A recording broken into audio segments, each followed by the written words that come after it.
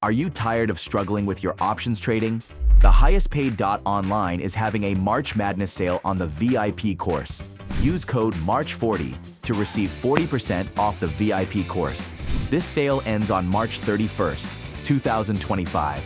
Go to highestpaid.online and get started today. The idea of pushing content is really based around the fact that people are creating content just to make sure that they stay in the algorithm feed, make sure that they appease a particular platform that they're on, and make sure that they promote more consumerism to the consumers that they're trying to appeal to.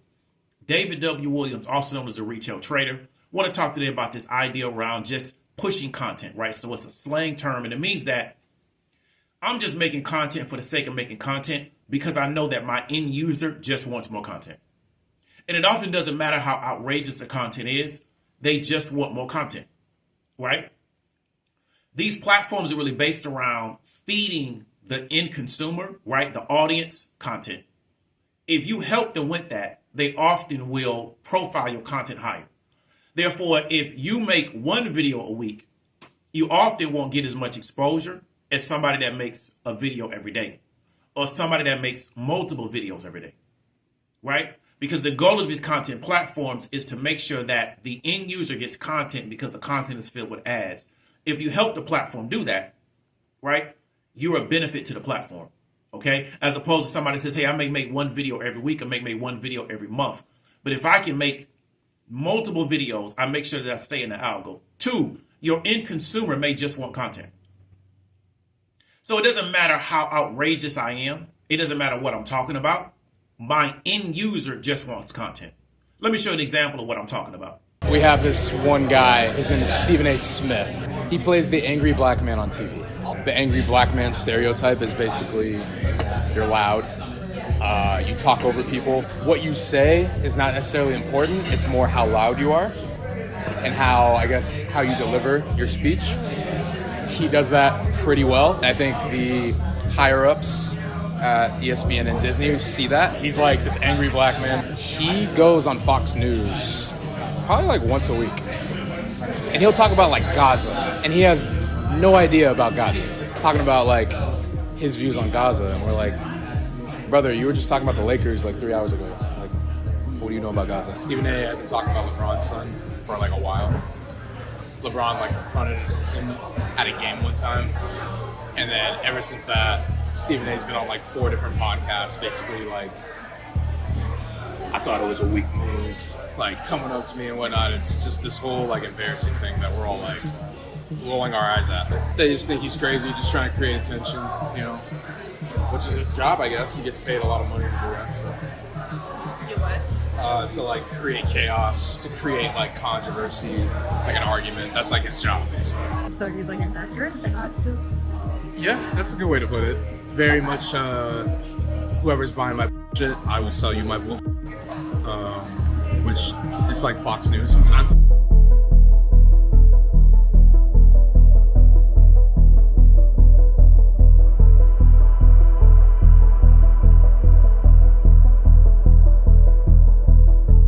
So in that particular video, we saw that Stephen A. Smith is really playing a character on the internet.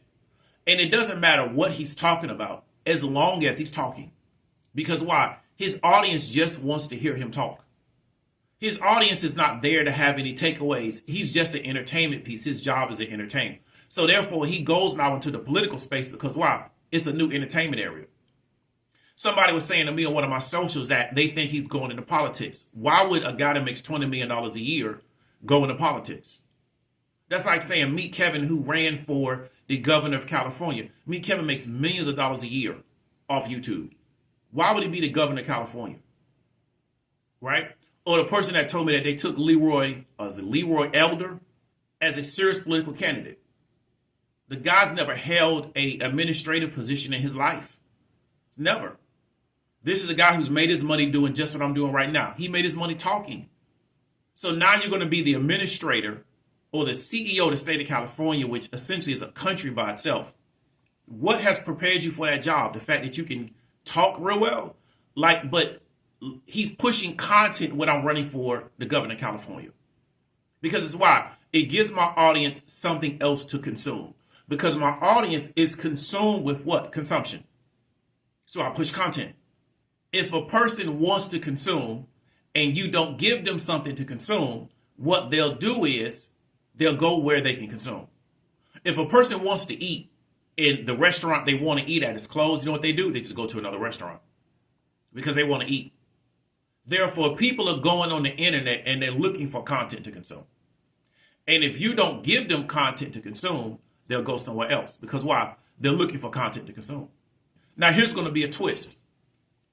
Another way to push content is to do what we call the reverse on your audience, right? And I've witnessed this, and it was interesting that somebody sent me a video kind of based on that, and they didn't know what they sent me, but I did because I come out of a marketing background. So let me give an example of what I mean, right? I am creating content based on your perception. And my content kind of fits within one line of thought, right? So all my content feeds your perception, right? Then what I do, I reverse it by giving you some content that kind of goes opposite of that. What it does is it shakes you out of your stupor, right? Because most people are in a stupor. They're just going through the motions, right? So if I'm giving you a bunch of content that kind of falls in line with what you currently perceive, what I do is I shake you out of that by giving you something a little bit different. And then what it does is it re-engages my audience, right? It re-engages them because now they got something to talk about, because historically what I was doing was just giving them everything that they already wanted, right? That's the reversal tactic. Then what I do now is I go back now to what I was already doing, but what I did was I re-engaged my audience, right? So this is what you see happen on the internet a lot, right? But most importantly, what people are doing is they're just pushing content. But they're pushing content because the market is consumed with consumption of content. They can't stop it. And again, if somebody's looking to eat and my restaurant is closed, what do now? They go to the next restaurant. That's why I told you years ago, drug addicts don't care who sells them the drug. They just care that you got the drug, right? So what we have is a bunch of people that are looking to get their hit. They don't care who they get the drug from as long as they get their hit because they're addicted, right? So we push content to addicted people because they just can't get enough content. So it doesn't matter if you're not going to do anything around what I've talked about on this channel. Me making another video will never convince you because you haven't made your mind up you're going to do anything. The next video won't convince you to do anything. It won't. You're looking for a hit. You're not looking to do anything. The next video won't make you do anything because you're not here for that, right? So you have to understand, just like nobody gets off drugs until they decide to get off drugs. Drug treatment all over the city. When they decide to get off drugs is when they're going to drug treatment. You building another drug treatment program won't make them get off drugs because why? They won't get off until they decide. People that are consumed with their own consumption of content won't stop doing that until they decide to stop doing it. A person that's not implementing anything that they've been taught won't implement until they decide to do it. So that is the majority of the market, people that are consumed with their own consumption. So what do? You push content to them. You push content to them. You push content to them. Because why? You feed people that are addicted to stuff. You feed them. That's how you make your money off of them. You don't make your money off people that are addicted by diverting them to something else because they're addicted to what the current situation is. So this is why people push content. This is why Stephen A. Smith is trying to go into different lanes because it allows him new opportunities to do what? Create more content.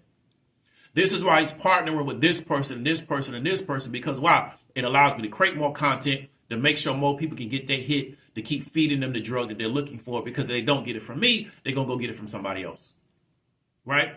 That's the game that's out here. So you just got to ask yourself, are you consumed with your consumption of content? David W. Williams, the Retail Trader. Talk to you later.